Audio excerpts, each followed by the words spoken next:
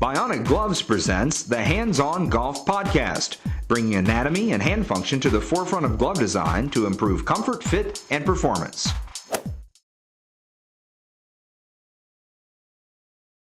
Welcome everyone to the Bionic Gloves Hands-On Golf Podcast. My name is Chaz Rao. I am your host, and we're coming to you from the Audubon Country Club here in Louisville, Kentucky, where Eric Gilliland is going to be working with us on long putting.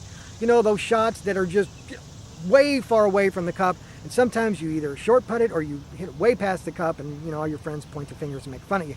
Well, we don't want that to happen. We want to make sure that you get that ball as close to the cup as you can or you sink it. So that's going to be the focus in this podcast. Now remember, you can participate in this podcast and we can work with you to make your game better. All you got to do is send an email to podcast@bionicgloves.com, and even better, if you're a techno person and you have a phone with video, shoot a video of yourself chipping out of the sand or putting or whatever, and if we use your video or your email, you will get a Bionic glove free, just for your participation. So this is for you, and we want to build that line of communication. So please do so, and let's go see Eric on the green to improve our long putting right now.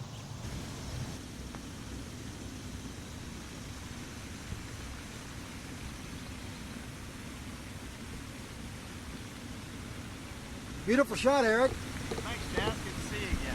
Yeah, so this is what I wanted to talk to you about today.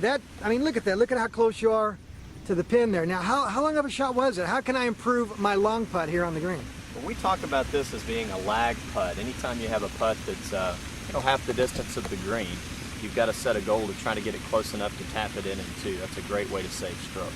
So what are the key elements to make me into a better long putter from the green? Show me, teach me, show me, help me. Let's walk back over here and look Okay. at where I was putting from. We'll grab this golf ball. You can tell as you walk back, this is a fairly undulating green, and a lot of us are playing on these every day. And you hate to hit a nice golf shot in here and have 40 or 50 feet and walk away with a bogey. That's a pretty frustrating part of your day.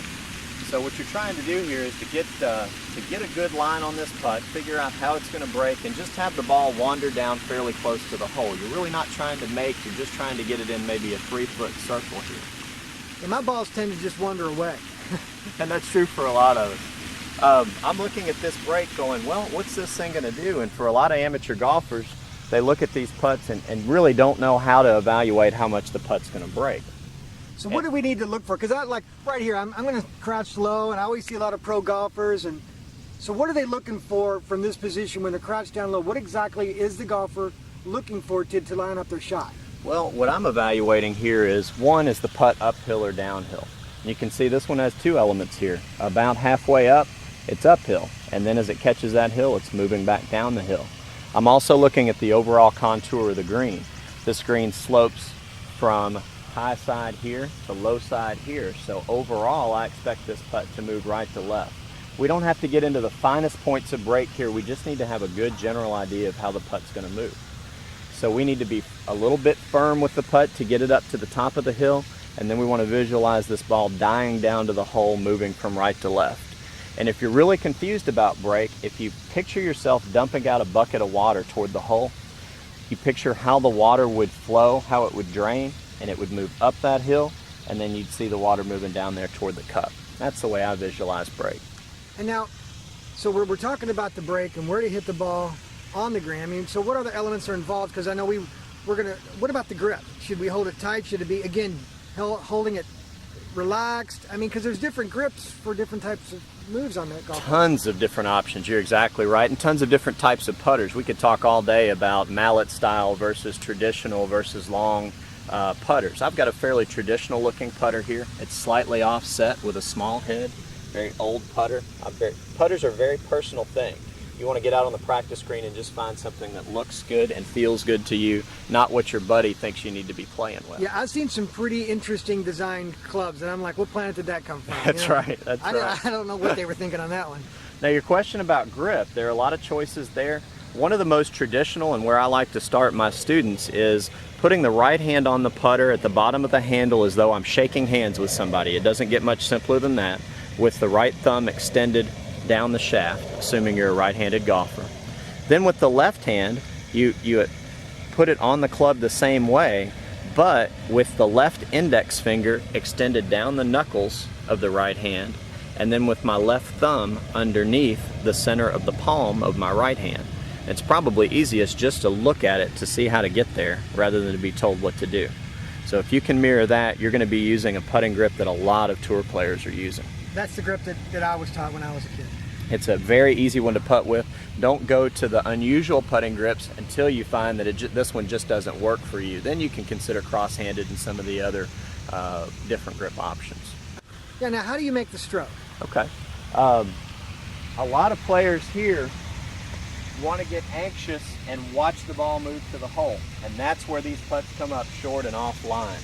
So very simply, I want to get this putter lined up out here to the right where I can get the break, ball in the center of the putter. My stance, if anything, will be slightly open to my target, and Chaz, what I mean by open is that my left foot's pulled away from the ball just a little bit. I'm not exactly square, meaning that my feet are all lined up like I would for a normal golf shot. Yeah, I saw a golfer do that the other day on the course, and he was like chipping. Yeah. Hitting like as a par 3 shot, and he was lining himself up that way. I like to pull that left foot away just a little bit to help the putter release, and so I can see the line a little bit better. My putting grip is very, very light. You could walk up here and pull this putter out of my hands the way I grip it. So it's very, very light, and this is a simple shoulders motion. No lower body drilling. No hips at all? No, sir. Eyes stay over the golf ball until the putter has already hit the ball.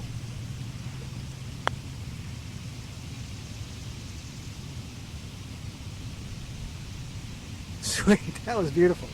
You notice there I didn't look up until the ball was well on its way, and what I'm trying to do is make sure that I make solid contact and get the putter released all the way through the ball before I let my torso move up. If my torso moves up, I'll tend to miss the putt right or hit it a little bit short. Excellent. Eric, thank you again for your never-ending support on making us a better golf player here today. Thanks a lot, Chaz.